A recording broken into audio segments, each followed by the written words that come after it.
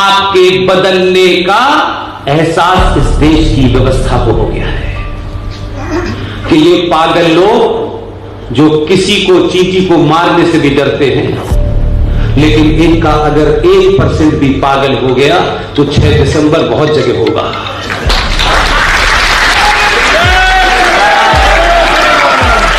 इसलिए कोई जरूरी नहीं है कि कार सेवा सिर्फ मंदिर की होनी है, उन्हें लगा कहीं सुप्रीम कोर्ट में ना हो जाए।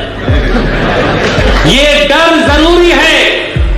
देश और राष्ट्र संविधानों से सिर्फ उतने ही चलते होते हैं, दुनिया ताकत से चलती है। कौन सा संविधान, कौन सा यूएनओ रशा को रोक पा रहा है?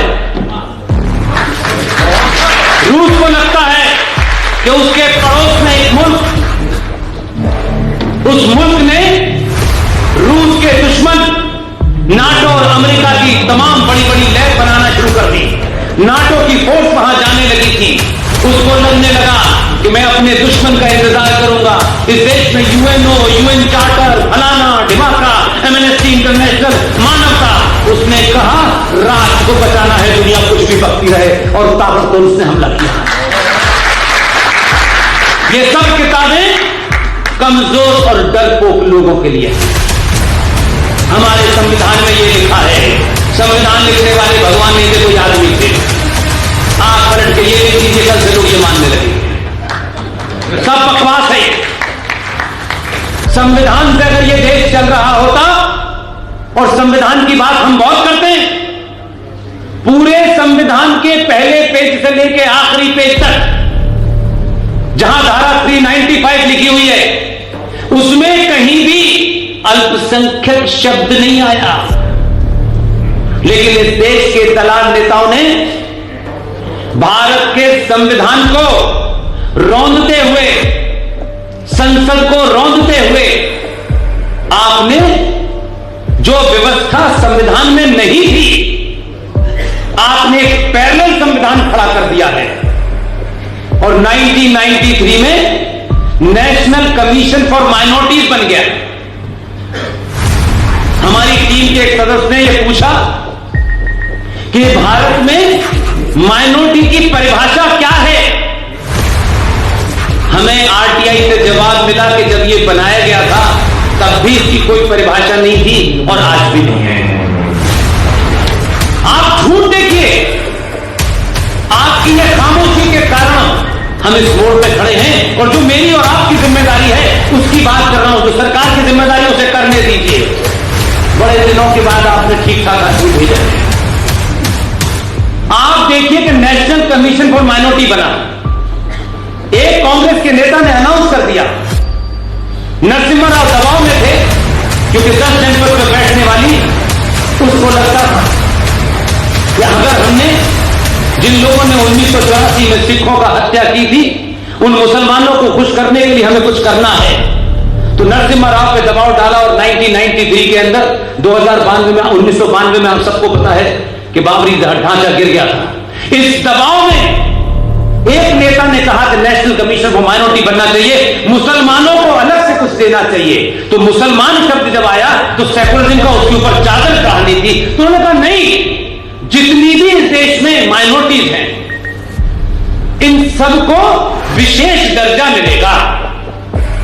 उस वक्त 35,000 पारसी हैं इस देश में, 1.25% सिख, 1% बौद्ध, 3% ईसाई और 16% मुसलमान।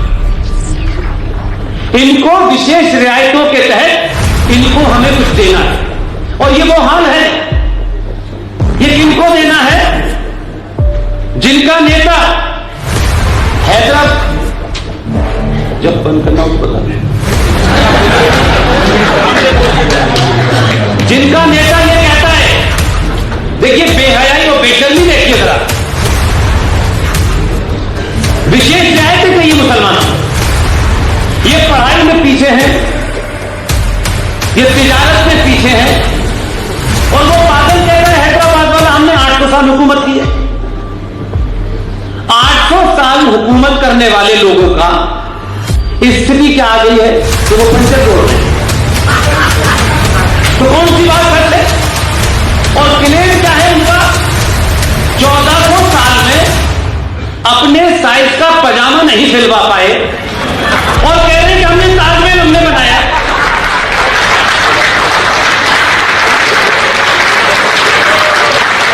क्या हम ताजमहल भी ले जाएंगे? अरे झूठ उतना तो बोलो जितना डाइजेस्ट हो। तुम्हें तो धन्यवाद देना चाहिए हमारा। अल्लाह ने तुम्हें ठीक ठाक भेजा था। तुम्हारा अल्लाह का यकीन नहीं है कि जो काम अल्लाह को करना चाहिए था वो तुमने किया और हमने कैसी बनाई तब तुम कर पाए। हमारा शुक्र गुजार होना चाहिए। हम ना होते तो तुम मुसलमान ना हो पाते। तुम हमें डरा रहे, रोज डराते हैं, कोई यहां से कोई आसाम से। और किसे डरा रहे? हमारे बाप दादा जब नहीं डरे, जब तुमने तलवार के जोर पे शलवार पहनी थी, तुम हमें डराओ। हम जब नहीं डरे हम डरेंगे। इससे सनातनी हिंदू उसकी प्रवृत्ति में नहीं है, उसकी सोच में नहीं है कि वो किसी पे अन्याय करे। लेकिन अन्याय को बर्दाश्त करना सबसे बड़ी कायरता है। आज इस हॉल में जो लोग भी बैठे हैं, आपसे मैं आज से किसी प्रकार के लालच में नहीं आऊंगा। जिस दिन ये लालच निकल जाएगा, दुनिया आपके कदमों में गिर जाएगी। एक बार इस लालच को बाहर फेंक दीजिए। माताओं बहनों से कहना है, क्योंकि आज के देश में जो युवा लड़के लड़कियां हैं वो आज की भाषा में समझते हैं। हमारी बहनें, हमारी बेटियां फिल्मों से बड़ी मुतासिर होती है, इन्फ्लुएंस होती है। उन्होंने भी गलत नैरेटिव बना लिया है। आज की युवा लड़की तैमूर की अम्मी को समझती है कि यही खूबसूरती की परिभाषा है। अपना नैरेटिव साफ कीजिए। जिस दिन भी आपने बाहुबली की देवसेना को अपना आदर्श बनाया, कोई जिहादी आपके साथ नहीं।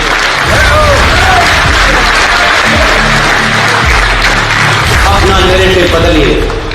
देवसेना ने भरी सभा में उस चाटुकार मंत्री की उंगलियां काट दी थी और देवसेना का पति इतना बहादुर था कि भरी सभा में उसने अपनी बीवी से पूछा कि तेरे साथ क्या हुआ। उसने सही सही बात बताई। उसके पति ने ये कहा कि इसकी उंगलियां नहीं, गर्दन काट देनी चाहिए, और ये कहते कहते उसकी गर्दन काट दी गई। इसलिए इस देश के युवा लड़के लड़कियों को, खासतौर से उन युवाओं की बात कर रहा हूं मैं जो सुबह से लेकर शाम तक मोटरसाइकिल पे किसी गर्लफ्रेंड के साथ घूमते हैं। घूमना चाहिए, कोई बुरी बात नहीं है, लेकिन ध्यान रखिए, अगर सनातनी पुरुष बनना है तो देवसेना का पति बनिए। आदर्श बदलिए अपने। मर्यादा पुरुषोत्तम राम को अगर आदर्श मानते हैं तो मर्यादा पुरुषोत्तम राम का भी सेलेक्टिव इतिहास मत पढ़िए। भगवान राम को वनवास हो गया, चले गए, रोए नहीं कि मेरा तो राज्याभिषेक होने वाला था, मुझे तो वनवास कर दिया गया। भगवान जिसके रूप का वर्णन और उसे सजाते भी हैं तो बजर बट्टू बना देते हैं। लेकिन भगवान कृष्ण की ये बात नहीं कहते कि जो बांसुरी बजा रहा था उसी ने सुदर्शन चक्र उठा लिया जब समय आया।